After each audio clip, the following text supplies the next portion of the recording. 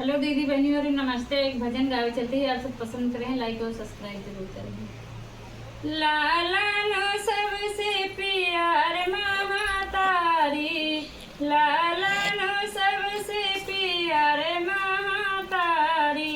जने दीना ललेना के जन्म भाए हैं, जने दीना ललेना के जन्म भाए हैं।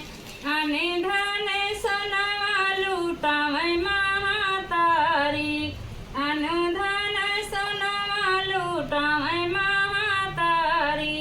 लाला नो सबसे प्यार महातारी, लाला नो सबसे प्यार महातारी। जने दीना ललेना के ब्याह भाए हैं, जने दीना ललेना के ब्याह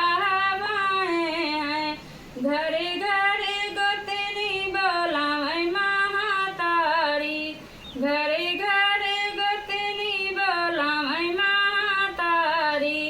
लाला नो सबसे प्यार महातारी, जने दीना ललेना के गावना आवतु है, जने दीना ललेना के गावना आवतु है।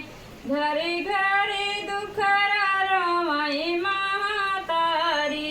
घरे घरे दुखरा रोवाई महातारी।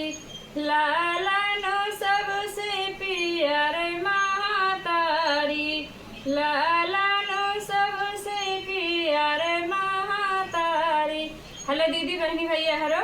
आप सबसे यही निवेदन, यही प्रार्थना है कि हमारे चैनल को जल्दी से जल्दी आगे बढ़ाए रहें।